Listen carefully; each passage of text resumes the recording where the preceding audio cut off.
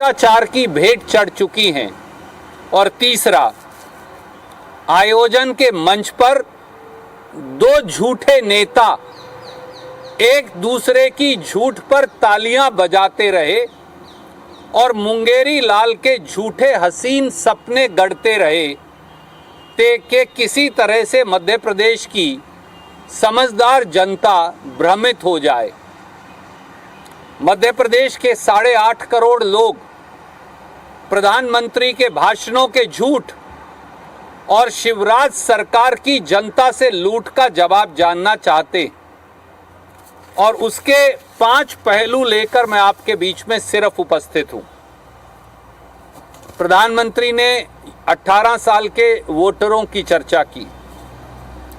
पहली बार के युवा वोटरों ने 18 साल की भाजपा सरकार में क्या देखा? प्रधानमंत्री ने कहा कि पहली बार वोट दे रहे लोग, उन्होंने मध्य प्रदेश में तरक्की देखी है, पर सच क्या है?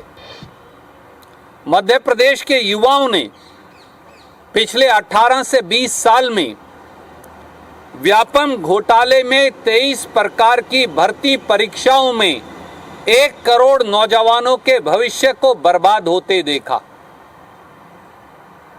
लाखों युवाओं ने पटवारी भर्ती परीक्षा में 15-15 लाख का पेपर बिकते देखा। डीमैट और नर्सिंग कॉलेज घोटाले में 3 साल से जहां पेपर नहीं हुए, अपना भविष्य बर्बाद होते देखा। शिक्षा की बर्बादी का यह मंजर भी देखा कि 18 साल के बाद, भाजपा सरकार के शासन के 18 साल के बाद 26,000 सरकारी स्कूलों में मध्य प्रदेश में बिजली का कनेक्शन नहीं। 29,000 स्कूल पर ही ताला लगा दिया, बंद हो गए, और 9 लाख विद्यार्थियों का एनरोलमेंट खत्म हो गया। 18 सालों में 19,000 बेरोजगारों और छात्राओं की आत्महत्या का मंजर देखा। मध्य प्रदेश में 18 से 23 साल के 70 लाख नौजवानों की बेरोजगारी देखी, और मध्य प्रदेश में 18 सालों में सबसे बड़ा SC, ST, OBC छात्रवृत्ति घोटाला देखा। दूसरा पहलू, उज्ज्वला बहनों की बहुत चर्चा हुई। जो उज्ज्वला बहनों के घर में उन्हें चूल्हे के धुएं से अंधकार में भर दिया। प्रधानमंत्री उज्ज्वला बहनों की चर्चा तो करते हैं, पर ये भूल जाते हैं कि मध्य प्रदेश में 82 लाख उज्ज्वला बहनों में से 44 लाख उज्ज्वला बहनों ने पिछले साल मोदी और भाजपा निर्मित महंगाई के चलते 1 सिलेंडर भी नहीं भरवाया। 18 लाख उज्ज्वला बहनें इसके अतिरिक्त ऐसी हैं जिन्होंने महंगाई के चलते केवल 1 सिलेंडर भरवाया।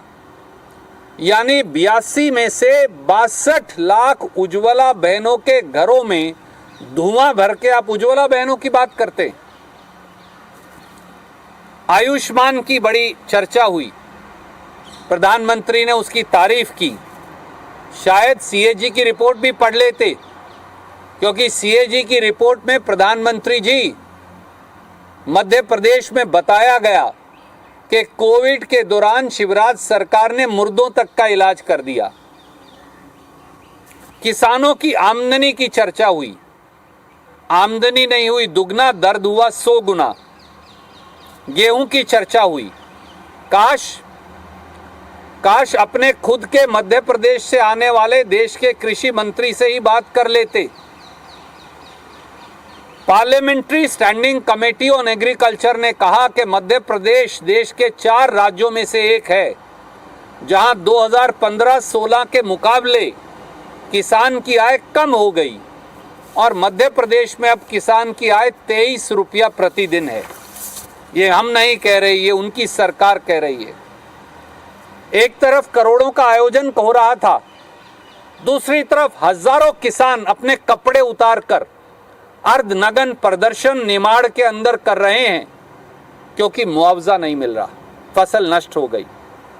18 साल में मध्य प्रदेश में 20,000 किसानों ने आत्महत्या कर ली। सीएजी रिपोर्ट ने बताया कि किसानों के मुआवजे को नोएडा के बैंक खातों में जमा करवा घालमेल कर दिया। और पांचवा पहलू है आदिवासियों पर अत्याचार, दलितों से नहीं दरकार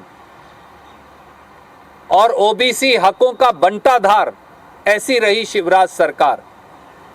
आदिवासी और दलित अत्याचार में मध्य प्रदेश देश में पहले पायदान पर है। भाजपा नेता दिन दहाड़े दलित आदिवासियों पर पेशाब करते हैं या फिर जो 2 दिन पहले हुआ, बीच चौराहे उनको फर्श पर लिटाकर उनके सर पर चप्पलें मारते। 3,22,000 आदिवासी पट्टे निरस्त हो गए। ओबीसी वर्ग से 27% आरक्षण छीन लिया और दलित, आदिवासी और ओबीसी का पैसा ही खर्च नहीं किया। आज उम्मीद थी कि प्रधानमंत्री महाकाल में जो आकंठ भ्रष्टाचार हुआ है शिवराज सरकार द्वारा, उस पाप की माफी अवश्य मांगेंगे और प्रायश्चित का प्रण लेंगे। पर प्रधानमंत्री का कार्यक्रम केवल जुमलों का महाकुंभ बनकर रह गया। कोई सवाल आप पूछना चाहें तो स्वागत है। कांग्रेस जो है पार्टी वो ठेके पर चली गई है और अर्बन नेशनल ने उसका ठेका ले लिया है। ये पार्टी पूरे मध्य प्रदेश के भविष्य को ही शिवराज सरकार ने ठेकेदारों की से मिलकर भ्रष्टाचार की बलि चढ़ा दिया। काश प्रधानमंत्री महाकाल के ठेके की बात भी कर लेते, जहां मूर्तियां हवा में गिर रही हैं। जिन्होंने भगवान को नहीं बख्शा,